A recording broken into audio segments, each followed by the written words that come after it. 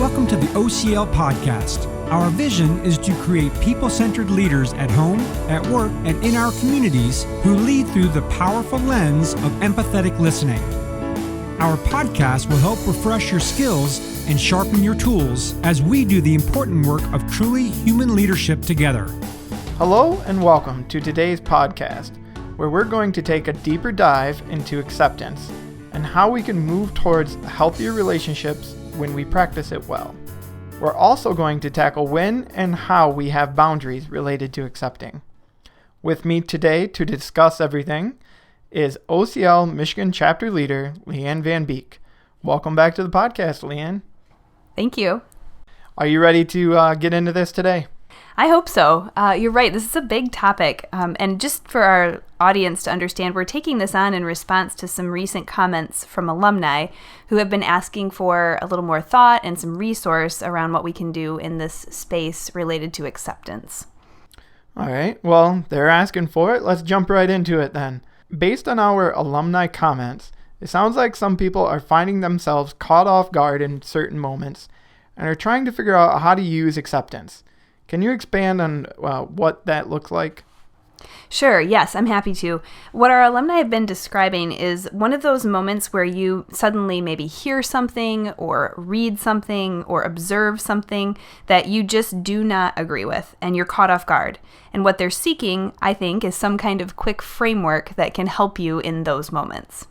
Does that framework actually exist? Because that sounds pretty amazing. Well, I think it does when we tease out our content and think it through. My hope is that we'll land there by the end of this podcast. That sounds like a shameless hook to try to get people to listen to all the way through. Well, of course. Was I that transparent, though? Well, why don't you go ahead and kick it off? I think that in some ways, this is like an unexpected confrontation message that someone may be delivering to you.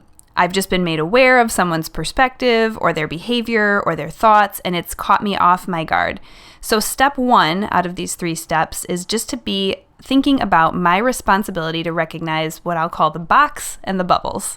And this is just going to take us back into class when we talk about, what a person needs when they process change, right? We go into the box. Right. And we also have the bubbles where when emotion rises, our logic compresses. So we know those 2 things are happening.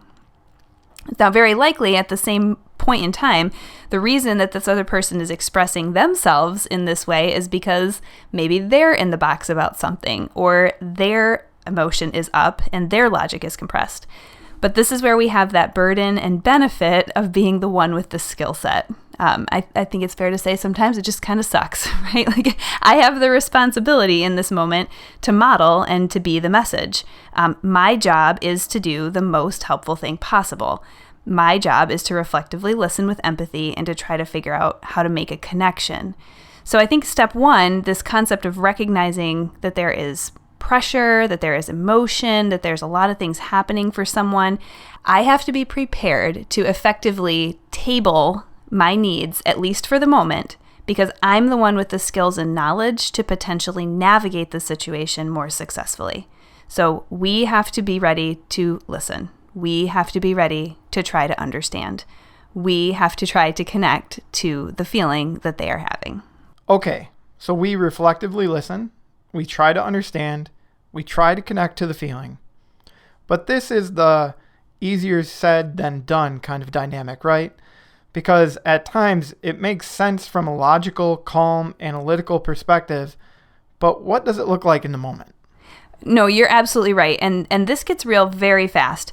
In our continuous learning session that we do that's called I Have to Accept That, we work through some scenarios that are really hard, like real life scenarios. Like your adult child decides to just quit their job and wants to move back home, and you cannot understand for the life of you why that feels like a valid choice. Or you go out with friends and you discover that you have very, very opposite views on something related to politics or religion or education. Or a really common thing where you're scrolling through Facebook and you see a post that you just think, I'm going to go through the roof. And all you want to do in that moment is just rail back with a response. Yeah, absolutely. It's almost like heat of the moment. You just need to get your thoughts out there and you just need to prove them wrong as you go. But So in some of those cases, Leanne, we don't have to do what you just said, right? Those seem like legitimate times where we could hold off. I'm sorry, but no, not if we're going to be really serious about modeling this new way to be human with each other. It's hard. I would be lying if I said I still am not tempted at times to want to skip the steps.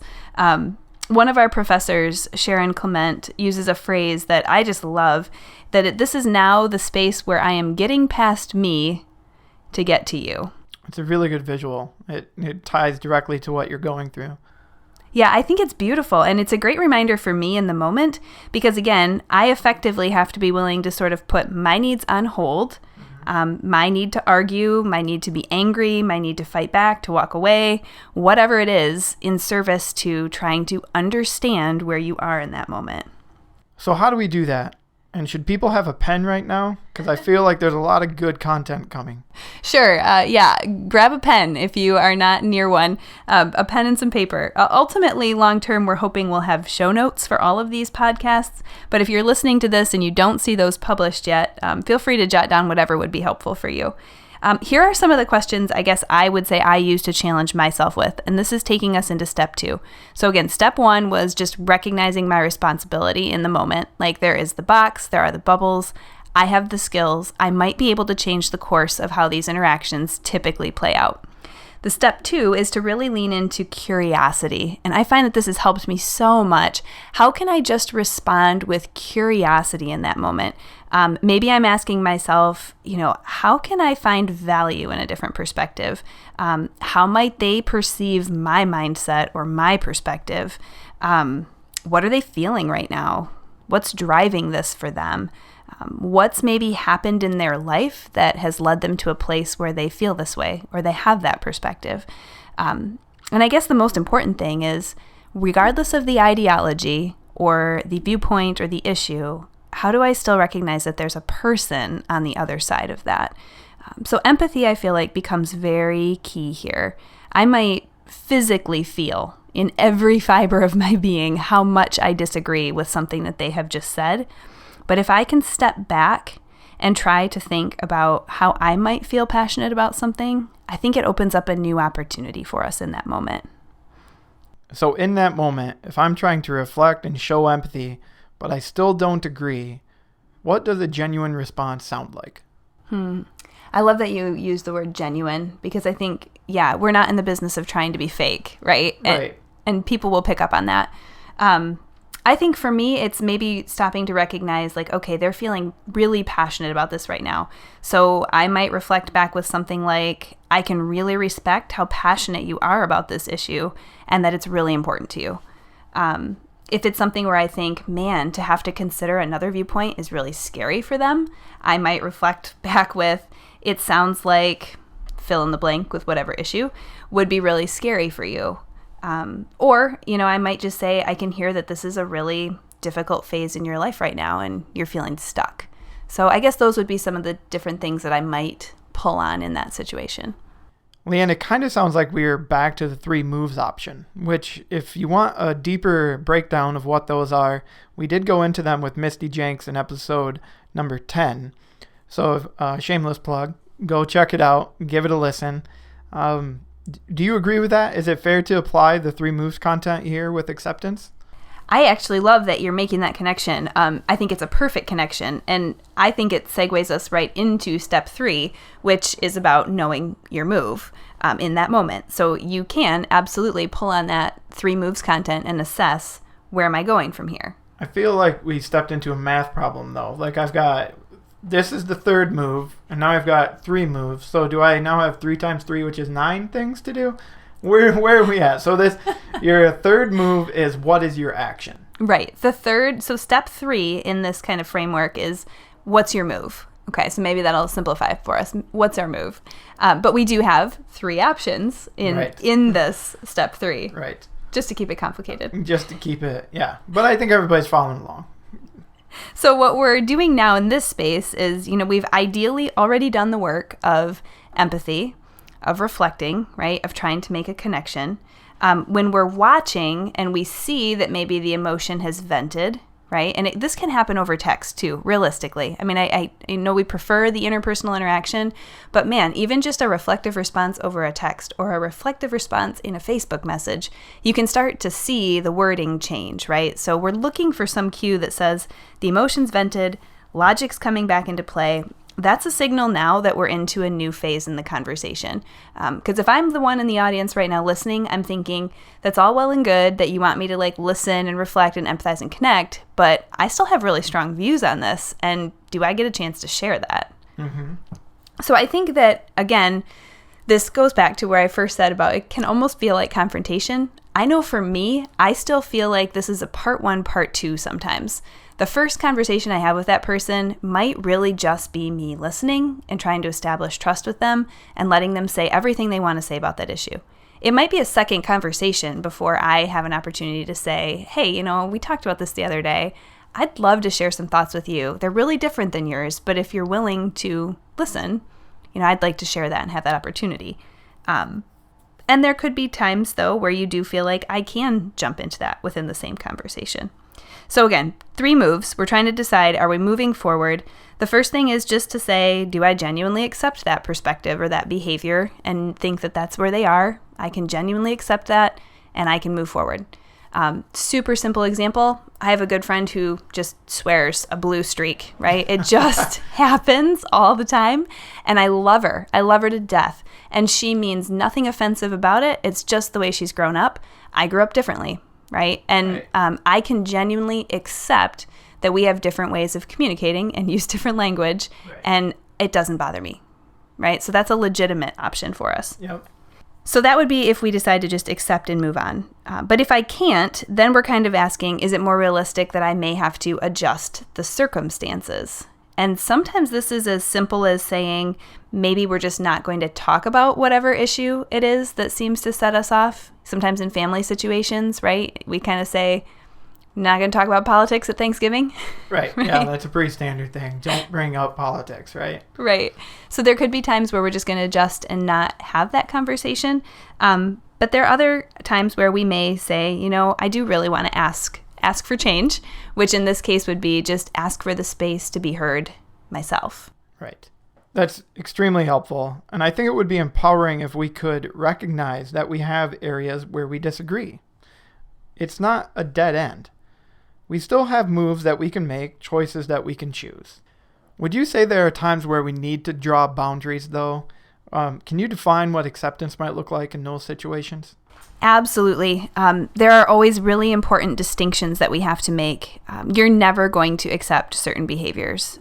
Violence, bullying, emotional abuse, those are times where we don't accept the behavior. In some cases, that may mean a pretty dramatic adjustment in the circumstances, like ending a relationship, like stopping communication with a person, or sometimes even leaving a job environment if you feel like the change that you need is not going to happen. Our goal then, I think, becomes separating the person out still and trying to stay curious and empathetic. Maybe I'm thinking, I wonder what's happened in their life to make them think that that's okay. Or I hope that they'll consider something else in the future. But then I think we do have to be willing to say there are times where it's healthier to just move on and hope that the best happens for that person. But staying in the situation is not always the right choice. And I think there will also be times where we can't compromise our boundaries for personal reasons. Maybe we just don't have the space or the bandwidth to do it. And other times we're just trying to not poach someone's monkey. Right. I knew monkeys were going to come into this somewhere. They're everywhere. I guess it goes back to that example we talked about earlier with an adult child potentially quitting their job and wanting to move home. This was a situation that actually happened for one of our alumni. And they felt like, their child got a very challenging piece of feedback in the work environment, and their reaction was to just say, well, then I'm leaving, as opposed to maybe having to, in the parents' view, stay, learn, grow, build some resilience. And I think it's okay if you're a parent to have a boundary that says, I love you, I accept that this is a tough time, I want to be here, I want to listen, I want to support you through this hard space, but we're not going to let you move back home. So Please hear me, podcast audience. This all comes down to our beloved phrase of wisdom and discernment. Could you have a time where an adult child wants to move back home and you say yes? Absolutely. Our focus here is really less on the actual example I'm using. I hope you hear my intent with that, and more on just whether or not it's okay for me to sometimes accept the person, but draw a line and a boundary on the behavior. Yep, absolutely. In this example, I can see how, certain children, when they want to come back home as a parent, if you're staying in good contact with them, you may know exactly what's going on as to why they want to come back home. It might have more to do with what they're not telling you as opposed to what you see in front of you. So I suppose there are times where you could let them back in and just have to go with it. But I know as an example, you're just kind of throwing that out there. It seems like the more we get into this continuous learning with OCL, the more nuanced all of these situations are. I agree. I think it's just the fact that we're now back into life, right? I mean, when we have the 3 days in the classroom, it does so much to move us forward and equip us and give us new skills and things to start wrestling with. But I think the real work starts happening when we have to walk it out in real time with these sometimes very complicated situations, relationships that are challenging, and people who think very differently than we do. So for right now, if we set aside the situations that you've clearly labeled as, quote, out of bounds, like violence, emotional abuse, what would you say is our simple framework summary for the whole piece around acceptance? Audience, this is where you want to grab that pen and paper or your tablet or your phone, make whatever mental notes maybe if you can't get to any of those. Leanne, what do you want someone to take away from today's podcast? Yeah, Adam, I think I'm going to just go back to kind of those 3 steps again, and I'll try to go a little slower through these for those who are following along. First, I really think step 1 is just to recognize our responsibility to the box and the bubbles. And that is not an OCL framework. I probably have, changed that up a little bit. But this is really going back to just understanding emotion is high. Someone is processing something. They're having anxiety, right? They're just in a space where they're feeling something. And I am now feeling something too as a result of what I've read or seen or observed. But I'm the one who has the responsibility in the moment to not escalate the situation. Step 2, I say, is the curiosity piece. So step 2 is rely on curiosity to really try to help you find a place that you can empathize with them and try to understand where they could be coming from. And then step 3 is to choose your move, right? That's the 3 moves as you pulled out, right? Once I have tried to make a connection to that person, what is my move in the space? What is healthiest for me? What is best for the relationship? Do I accept? Do I adjust? Or do I ask for the space to be heard and in effect ask for change? Leanne, this has been a big episode for us, and I think we could continue the conversation probably a lot longer than we have. If people want to talk more about the nuances and specific issues around acceptance, what would you suggest? I would definitely try to get to one of the continuous learning sessions on acceptance if you can. The I Have to Accept That is the title, and the dates and times are listed on our OCL alumni Facebook page. You can just search OCL Michigan on Facebook. It's a public page. If you're not on Facebook, feel free to just contact me directly. My email is just leanne.vanbeek@ourcommunitylistens.org. You can also find me on our website and contact me that way, and I'll get you connected. The other thing is that we also would love for you to just keep contacting us with questions or situations, things you're dealing with. Our professors are just so ready to try to dive into this space and kind of customize these sessions to deal with the things alumni are dealing with. Well, maybe if we get some feedback from our OCL alumni, we could do a part 2 on acceptance. If you have more thoughts, stories, or questions about how this OCL practice of acceptance has shown up in your life, we'd love to hear from you. So please contact us in one of the ways Leanne suggested.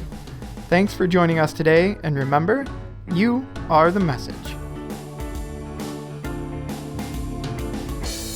You've just listened to the OCL podcast. Thank you for joining us.